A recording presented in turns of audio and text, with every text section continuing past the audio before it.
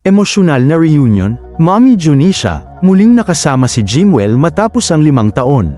Naging emosyonal at puno ng saya ang muling pagkikita ni Mommy Junisha Pacquiao at ng kanyang apo na si Jimwell Pacquiao matapos umano ang 5 taong hindi pagkikita. Sa video na ibinahagi ni Mike Drilon, makikita ang mainit at masayang pagyakap ni Mommy Junisha kay Jimwell. Marami ang naantig dahil kitang-kita ang excitement at pagmamahalan ng maglola sa kanilang reunion. Mas naging espesyal pa ang nasabing pagkikita dahil dito rin unang nakilala ni Mommy Junisha ang mapapangasawa ni Jimwell. Pati na rin ang kanyang apo sa tuhod. Makikita sa video ang pagiging sweet at proud ng pamilya habang magkakasama silang nagkukwentuhan at nagbabonding. Marami namang netizens ang natuwa sa simpleng ngunit makahulugang family moment na ito. Ayon sa ilang comments online, nakakatuwang makita na sa kabila ng pagiging abala at magkakalayo, nananatiling matatag at malapit ang samahan ng pamilya Pacquiao.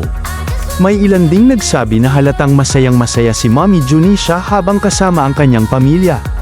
Lalo na nang makita at makilala niya ang bagong yugto sa buhay ni Jimwell.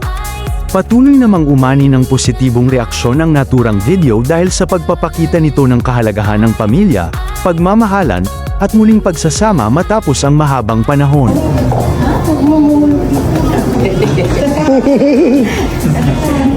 Ikaw, ano mo? Ikaw ko dito. Sir Jessica! Uy, alam mo nga pusto ho? Bless Lula, oh, bless Lula. Ang gwapo